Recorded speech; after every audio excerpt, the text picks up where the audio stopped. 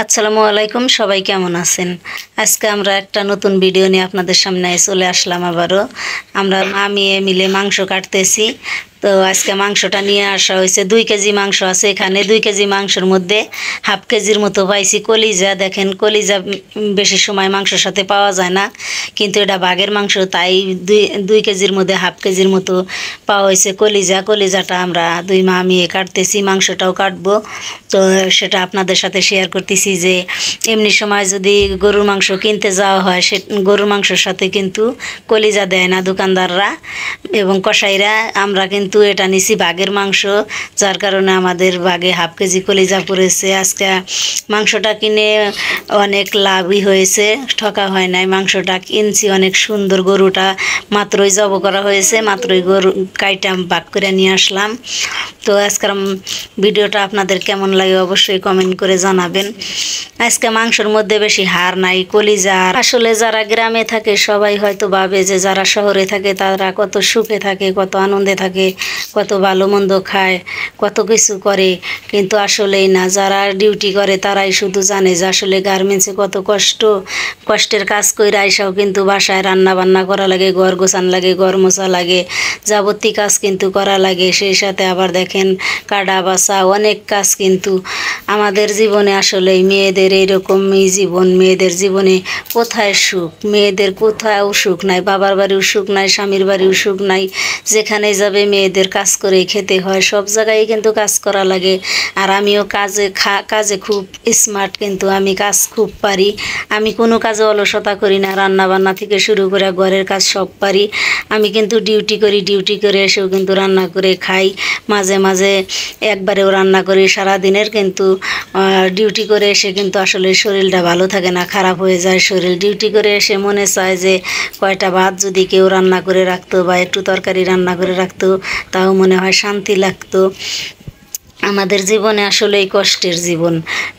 সারাদিন মানুষের কাজ করে আসা লাগে, শুক্রবার একদিন ছুটি, কাপড় ধোয়া, ঘর গোছান, রান্না বান্না, অনেক কাজ। শুক্রবার হইলেও আরও বেশি কাজ থাকে আমাদের। আসলে এরকমভাবে জীবনযাপন কাটানো হয়। ঢাকা শহরে আমরা থাকি ঠিকই, কিন্তু আমাদের মনটা জয়া থাকে গ্রামের বাড়িতে। সবসময় গ্রামের বাড়িতে মনটা পড়ে থাকে। কি আর করার, কিছুই করার নাই, জীবনটাই এমন।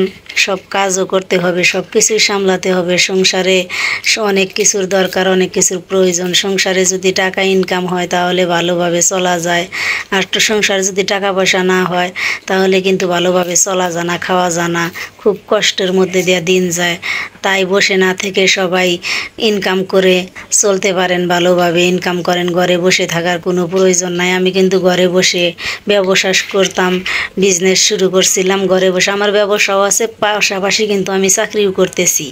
অলস হইলে কিন্তু এসব সম্ভব না, কিন্তু আমি ব্যবসার পাশাপাশি কিন্তু আমার চাকরিও চলছে। চাকরিতে যদি টাকা আসে সমস্যা কি? আপনারা ভালো মতো ইনকাম করে ভালো মতো চলেন, মানুষের কাছে হাত বাড়ানো লাগলো না, নিজের মতো নিজে চলতে পারলেন। আপনি যখন বিপদে পড়বেন তখন আপনি আপনার আপন মানুষের রূপ চিনতে পারবেন।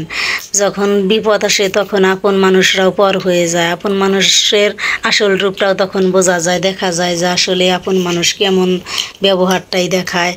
তো সবার জীবনেই কিছু না কিছু কষ্ট আছে, সবার জীবনেই দুঃখ আছে, সবার জীবনে সুখ আছে। সবার কপালে সুখ হয় না, আবার সবারও যে সুখ আছে তা না। সবারও সুখ নাই, সবারও কষ্ট নাই, সব মিলিয়ে কিন্তু দুনিয়াটা চলতেছে এইভাবে। 2 কেজি মাংস নিয়েছি, 2 কেজি মাংস নিয়ে কিন্তু কাটাকাটি করা শেষ। আমি আর আমার মেয়ে মিলে কিন্তু মাংসটা কেটে নিয়েছি। এদিকে মাংসটা আমি ভাগ করতেছি, মাংসটা ভাগ করে কিন্তু ফ্রিজে রাখবো। এই 2 কেজি মাংস কিন্তু আমি 5টা ভাগ করব। আমি কিন্তু 2 কেজি মাংস একসাথেই খাবো না, 2 কেজি মাংস 5টা ভাগ করে ফ্রিজে রাখবো। একটু একটু করে কিন্তু রান্না করে খাওয়া হবে। সব মাংসই কিন্তু একসাথে রান্না করা হবে না। আমাদের একসাথে রান্না করে খেলে কিন্তু আমাদের হবে না, আমরা একটু একটু করে খাই, হিসাব করে খাই। আমরা চাকরি করি ঠিকই, বেতন পাই, ইনকাম করি, কিন্তু আমাদের টাকারও হিসাব আছে। সব টাকাই তো খাওয়া যাবে না। খুব হিসাব করে চলতে হয় সংসারে। মাংসের কলিজাটা কিন্তু আমি অলরেডি 2 ভাগ করে ফেলেছি। হাফ কেজি কলিজায় কিন্তু 2 ভাগ হয়েছে, আর মাংস কিন্তু 3 ভাগ হবে, সেটা আপনারা দেখতেই পারবেন। তো আপনারা ধৈর্য সহকারে ভিডিওটা দেখতে থাকেন। আসলেই জীবনে কিভাবে চলা লাগে, কিভাবে পথ এগিয়ে যেতে হয়, সব কিন্তু আসলে নিজের জানা দরকার, শেখা দরকার। কিভাবে কষ্ট করে চলতে হয়, কিভাবে টাকা ইনকাম করতে হয়। সবাই কিন্তু টাকা ইনকাম করতে পারে না, সবারই ধৈর্য নাই। আবার অনেকেই দেখবেন ঘরে বসে থাকে, কোনো কাজকর্ম করে না, অলসতা করে। তাদের জীবনে কিন্তু আরও অনেক বেশি কষ্ট, তাদের কিন্তু শান্তি নাই। নিজে যদি কিছু ইনকাম করতে পারেন, ইনকাম করে খেতে পারেন, বাচ্চা কাচ্চারাও সুখে থাকবো, বা নিজেও ভালো থাকবেন, ভালো পোশাক পরতে পারবেন, ভালো খেতে পারবেন, ভালোভাবে চলতে পারবেন। আল্লাহ যতদিন বাঁচিয়ে রাখছে অতদিন তো সবাই ভালো থাকতে চায়, ভালো থাকার জন্য আশা করে যে আল্লাহ জানি যতদিন বাঁচিয়ে রাখছে ততদিন যেন আমরা ভালো থাকি, সুস্থ থাকি, ভালোভাবে বাঁচতে পারি, জীবনযাপন করতে পারি, বাচ্চা কাচ্চাদের সুখে রাখতে পারি। সবাই কিন্তু সুখই চায়, কষ্ট কেউ চায় না। সুখের ভাগ কিন্তু সবাই নেয়, কষ্টের ভাগ কিন্তু কেউ নেয় না। আপনার আপনজন আত্মীয় স্বজন যারা আছে, যখন আপনি ভালো থাকবেন, আপনার টাকা পয়সা বাড়ি গাড়ি থাকবো, সবাই কিন্তু আপনার পাশে থাকবো, সবাইকে দিতে পারবেন, খাওয়াইতে পারবেন, সবাই পাশে থাকবো। যখন আপনার টাকা পয়সা থাকবো না, কাউকে খাওয়াইতে পারবেন না, দিতে পারবেন না, কেউ কিন্তু আপনার পাশে থাকবো না। যতই আপন লোক হোক, সবাই কিন্তু পর হয়ে যাবে। কেউ আপনার পাশে কিন্তু দাঁড়াবে না, কেউ পাশে এসে বসবে না, কেউ বলবে না যে আজকে আপনি কষ্টে আছেন, আপনাকে টাকা পয়সা দিয়া, খাবার দাবার দিয়ে সাহায্য করি। কেউ এটা চাইবে না কারো, যত আপনার আপন লোক হোক, কিন্তু আপনি যখন যারে খাওয়াইতে পারবেন, খাওয়াইতে চাইবেন, তখন কিন্তু সবাই আপনার পাশে দাঁড়াবো না, খাওয়াইতে পারে, দিতে পারে। সবার কাছে আপনি ভালো থাকবেন, সবার কাছে আপনি সেরা থাকবেন। এখন আপনার টাকা নাই, কারো কাছে আপনি কোনো মূল্য নাই, দাম নাই।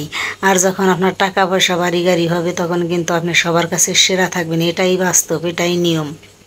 তো আজকের মতো দেখেন, মাংসটা আমি কেটে নিয়ে ভাগ করলাম, ভাগ করে কিন্তু এখন পলি করতেছি। পলি করে কিন্তু ফ্রিজে রেখে দেবো ডিপে। তো আজকের মতো ভিডিওটা বেশি বড় করতে চাচ্ছি না, এখানেই বিদায় নিচ্ছি। ভালো থাকবেন, সুস্থ থাকবেন। ভিডিওটা বেশি বেশি লাইক কমেন্ট শেয়ার করে দিবেন, চ্যানেলটা সাবস্ক্রাইব করে দিয়ে আমাদের সাথেই থাকবেন। দেখা হচ্ছে পরবর্তী ভিডিওতে। আল্লাহ হাফেজ।